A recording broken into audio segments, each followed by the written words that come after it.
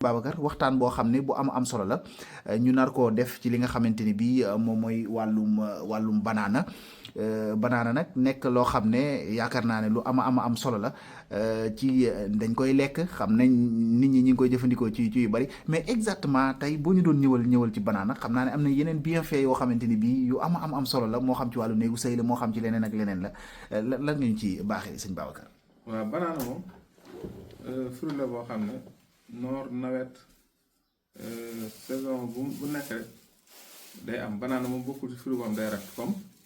loolu mooy wane ne nit ki da koy soxla ci yaramam ndax fruit la boo xam ne ni noor nawet période yëpp maanaam da koy day am te nit yaramam dafa soxla magnésium te banaana dafa bëri magnésium te nit ki bu yaramam manqué magnésium dina waral ci moom ay articulation di metti dana waral ci moom muy gaaw di sonn dana waral ci moom yaramam di nagam dana waral ci moom muy tàyyel mën naa dem sax ba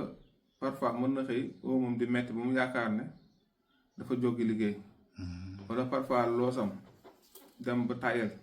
loos bi dem ba mel ni lu am torticolis nga xam du ko mën a def nii du ko mën a def nii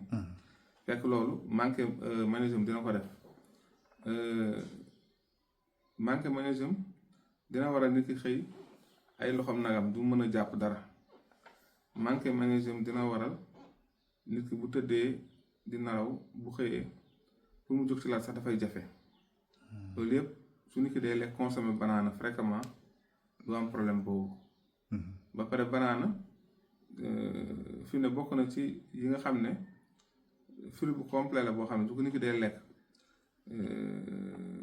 complément alimentaire la dana tax ferñeent yi mu manqué surtout côté magnésium du koy remplir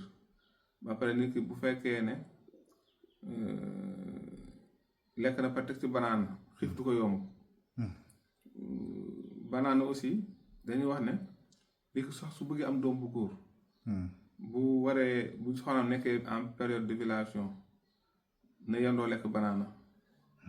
balaa mu sëy ak moom guddi gi dina yombal ci moom mu am doom bu góor ba pare su koy lekk itam dana dolli kàttan dana dolli itam ndoxam parce que banaana dafa riche kon yooyu yëpp ji nga fi ne bëri na ñoo xam ne ñoo ngi faju problème mu yax wala di faju problème articulation te ndax te bu ñu xamoon banaana dafay faj lool rek dañuy noppaliku bu leen ko dee dal lu bëri rek dootu leen dal même nu mu dal nii pare nañu essayé banaana ñu xool noonu lañ koy xoolee rek lekk xool rek lekk amul togg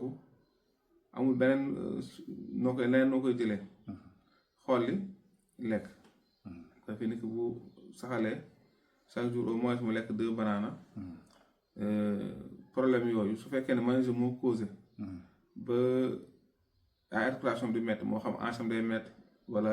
ay loxoom day metti wala oom yi wala ndigg li wala yooyu daal lay jàpp articulation yi mën a jàpp sa loos wala mu jàpp sa ndigg wala mu jàpp say oom wala say pied sax maanaam doxukaay bi yooyu yëpp mën na koo jàpp fekkee ne problème bi ñàkk magnésium da koy def banaana bi moom solution la ci loolu am na solo bu baax a baax sëñ Babacar mu mel ni tamit ñi nga xam ne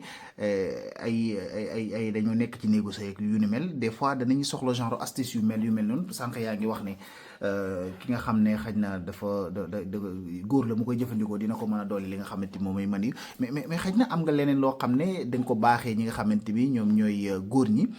ci li nga xam ne moom mooy wàllu banaana xaj na ngir mën a yokk li nga xamante ni bi mooy seen wàllu ci seen wàllu néegu sëy dara. waaw banaana nee naa sànq bu fekkee ne góor bi mu ngi koy lekk bëgg doom bu góor dina ko yomb su koy lekk bëgg kàttan ci wàllu sëy par exemple ngoon gi mu war a sëy guddi gi mu lekk ci baax na ci moom même jigéen ñi xam ne dañu bëgg am ci forme maanaam suñu amee banaana ak meew ak gofio wala saralek daal koy bati bu ko defee di ko lekk loolu moom c'est approuvé jigéen boo xam ne yaa ngi koy def di nga am forme di nga boo fekkoon ni ko tuuti nga di nga am yaram ngay jël banaana meew ak saralek boole ko bati ko di ko lekk loolu tam lu mën a may nit forme la bu dee ci jigéen da koy may forme da koy jox teint bu rafet dana dëgëral tam yaxam banaan day dëgëral yax aussi. te naturel na en fait. waaw te naturel bokkut ak yi nga xam ne jigéen ñi dañ koy jëfandikoo rek di koy def ci seen yaram yi di gaañ seen bopp. déedéet bokkul ak loolu ndax man li ma wax nii dama gis jigéen bu ko doon def. bi mu koy def. li mu tolloon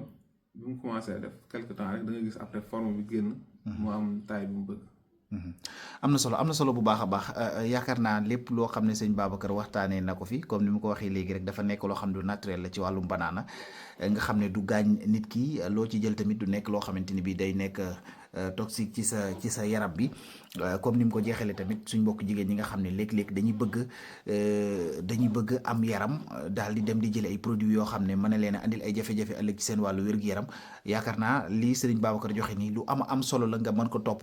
daal di koy jëfandikoo daal di ciy gis résultat ndax moom lépp lu mu la wax loo xam ne la lu mu xool la lu mu gëstu la ba noppi daal di koy andi ci penc mi di koy baaxee ñi nga xamante ni bi ñoom ñooy askan bi sëñ Babacar ñu ngi lay gërëm bu baax a baax noonu la ñuy gërëmee tamit bokk yi nga xam ne ñoo ngi ñu doon topp di leen dig daje ci suñu yeneen waxtaan incha allah merci beaucoup.